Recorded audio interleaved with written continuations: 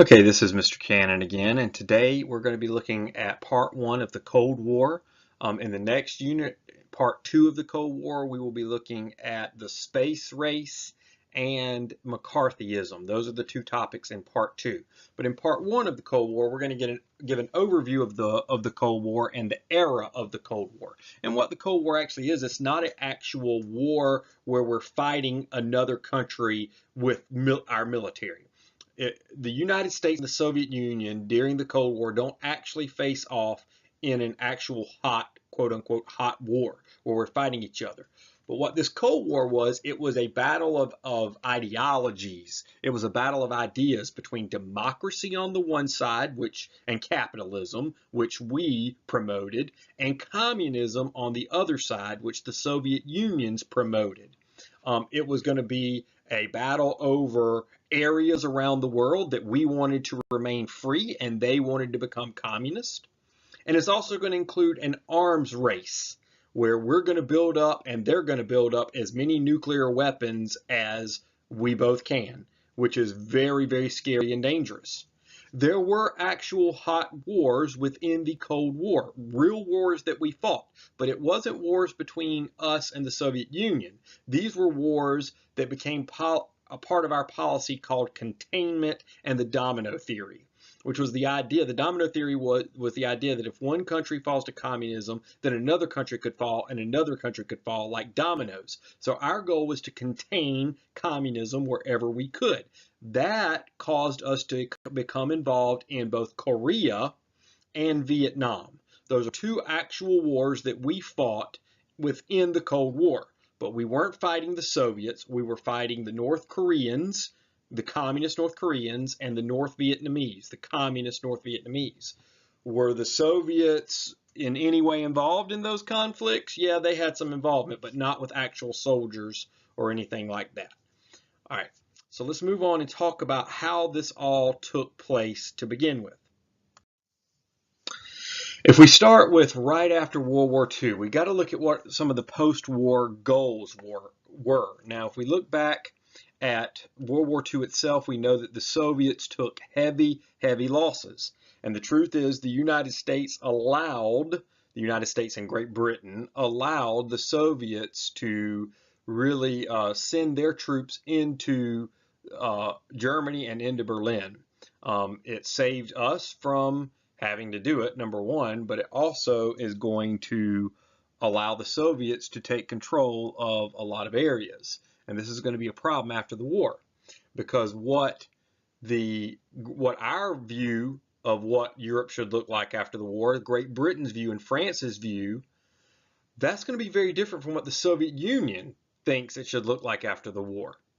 The Soviets really wanted to create Soviet-friendly governments, which meant communist governments, or in some cases, puppet governments that they controlled to the east of Germany, and the reason was to ensure that Germany could not invade them again. So the Soviets had been invaded in World War I and in World War II, and their view was they wanted to keep Germany at bay, and they believed the best way to do that was to create these countries that would be a buffer between them and Germany, and countries that would be sympathetic to the Soviet Union, which required them to be communist governments. Now, was it just about being a buffer between Germany and the Soviets? No, it was beyond that. The Soviets wanted to increase their power. The Soviets wanted to dominate as much of the world as they could.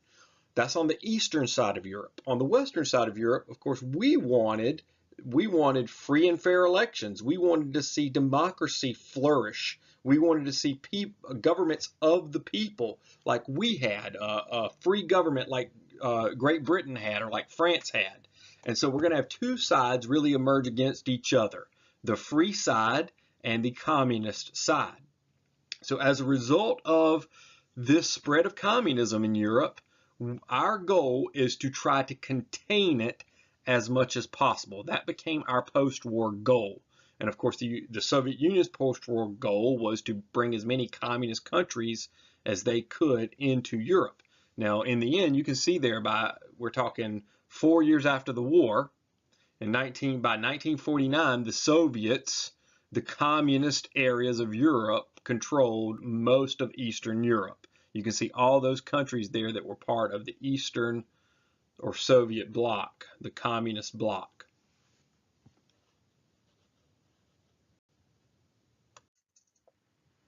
Okay, so Truman, who is the president when all this is taking place right after World War II, he's going to vow to contain communism in Europe. And he actually starts the policy, our policy of containment that's going to last for decades. Containment means we're going to try to keep communism from spreading, and that's going to cause us to actually get involved in some areas we wouldn't normally have gotten involved in. But one of the first areas of containment was in Greece and Turkey. We were afraid that those areas were going to fall to communist governments, so we began to supply money to those areas to try to rebuild their economy and help them to maintain free societies.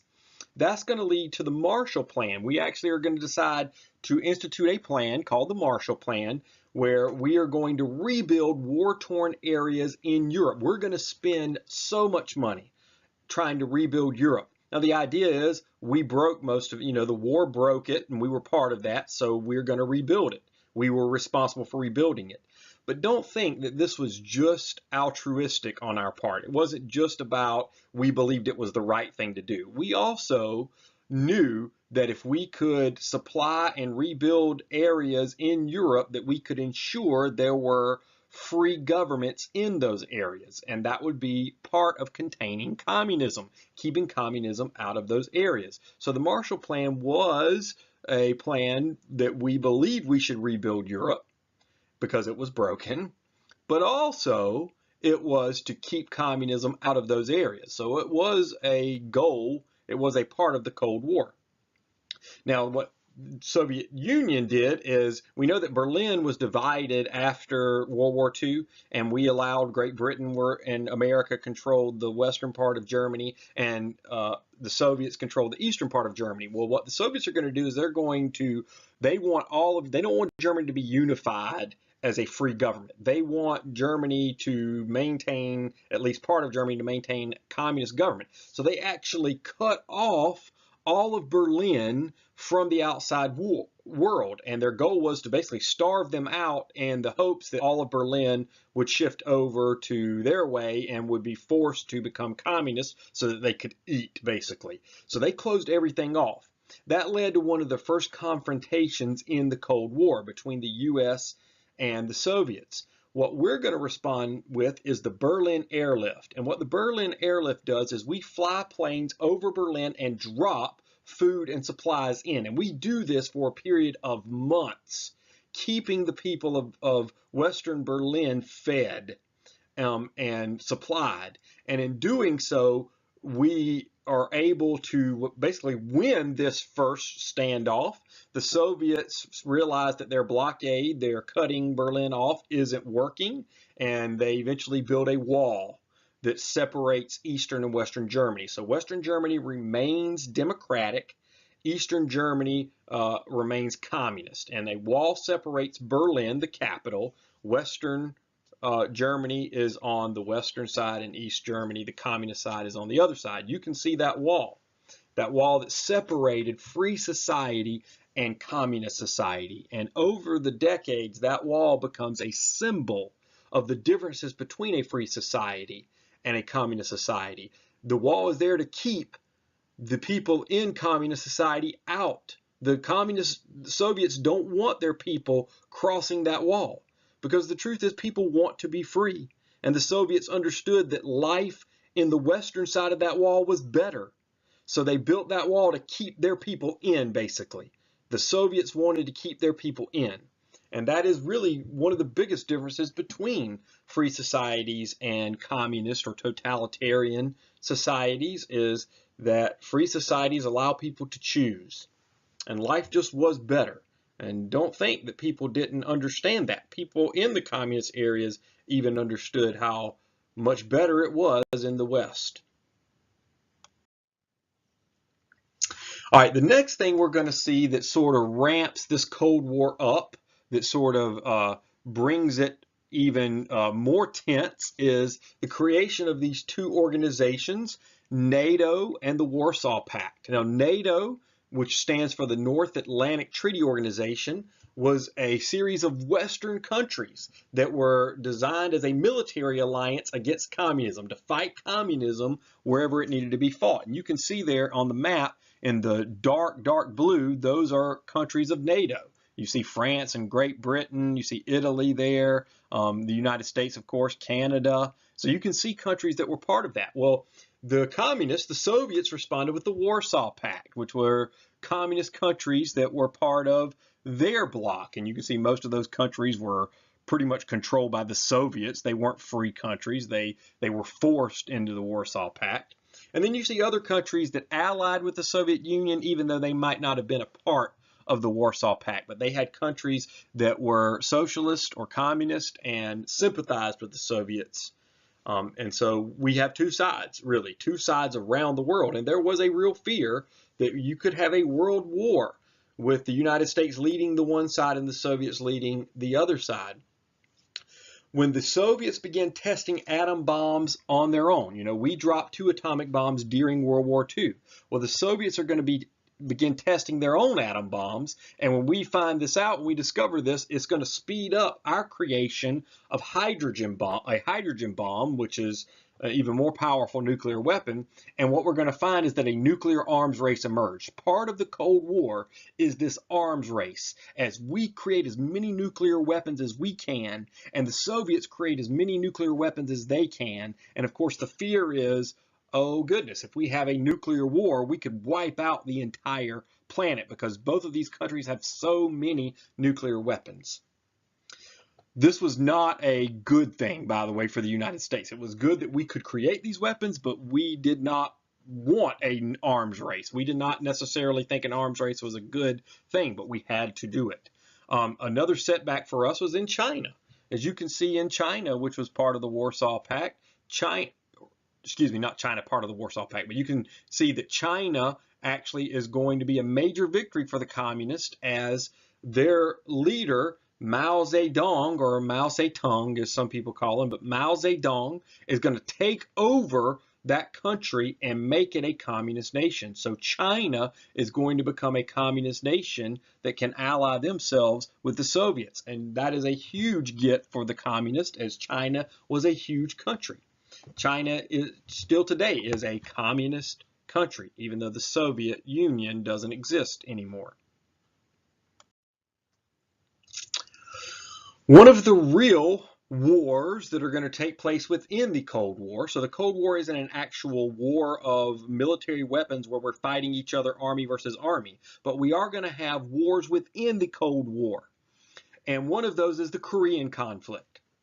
In 1950, the communist North Korea invaded South Korea. China was a part of that invasion, wanting North Koreans to invade. We believe that ultimately it was orchestrated by the Soviets, and so we urge the United Nations to take action. This is what the United Nations was created for, to keep countries from invading each other, to be sort of a policeman around the world.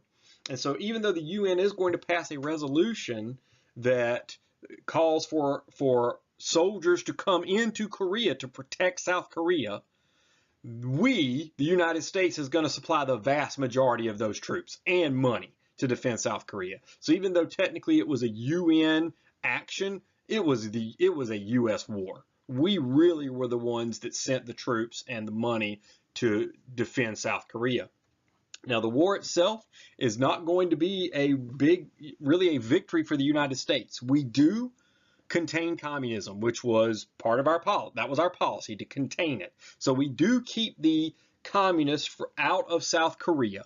But when we invaded, we got all the way into North Korea and we're into parts of China. We are going to be, they're going to fight back, and we're going to be expelled. And we're going to have to retreat. The United States is going to be defeated there and have to retreat back to South Korea. So yes, we do contain communism, but we did not achieve our entire objective in that war either. The 38th parallel, you can see there on the picture, It's just an arbitrary line that we created between North and South Korea, that was created between North and South Korea, that represented the two different countries. There wasn't an actual, this is an example of where there's not a physical border.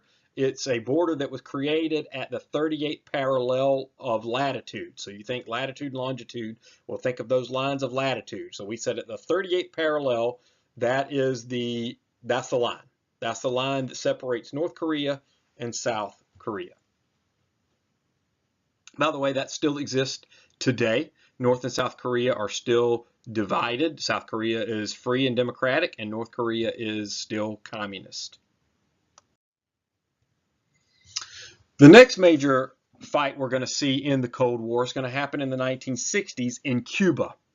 Now, Cuba, of course, is only 60 miles from the coastline of Florida. So Cuba's right on our doorstep. And it's going to become a battleground in the Cold War when Fidel Castro, a communist dictator, takes over that country. We, of course, do not like that. We don't want a communist country right on our doorstep. You know, going back to the Monroe Doctrine and even the Roosevelt Corollary, it was our view that we controlled this hemisphere and we could intervene any way we wanted to. And so we did. We actually funded a covert CIA operation where the CIA, the Central Intelligence Agency, is going to train these Cuban rebels to overthrow Castro.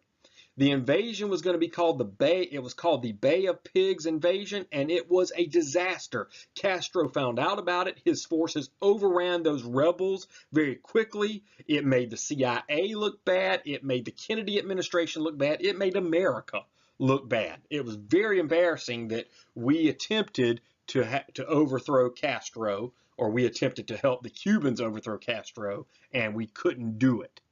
So what's going to end up happening is the Soviets are going to end up sending in to Cuba, to protect Cuba, nuclear weapons. So we're going to have nuclear missiles, Soviet missiles, just 60 miles off of our coast. A 13-day standoff is going to ensue when the Soviets do this. We're going to surround Cuba with our Navy, and we're going to have a standoff over those nuclear weapons. And basically what we told the Soviets, you have to remove those. The Soviets were not budging, and this is the closest we came during the Cold War to nuclear holocaust. This is the closest we came to nuclear war. This would have been very, very bad. The tensions were real. If you were in school during this period, you had drills to try to prepare for a potential nuclear attack. Which, you know, how do you even prepare for that? But this was a real fear that people had during this period.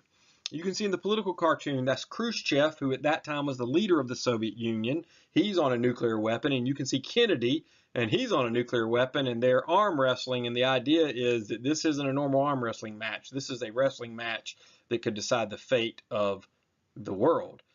Ultimately, thankfully, we come to an agreement, and the Soviets agree to remove their weapons from Cuba. We end up removing, I think, some weapons from Turkey. I believe that's what we did. And the end result was we did not have nuclear war, thank goodness. But this was an example of what could have happened during the Cold War.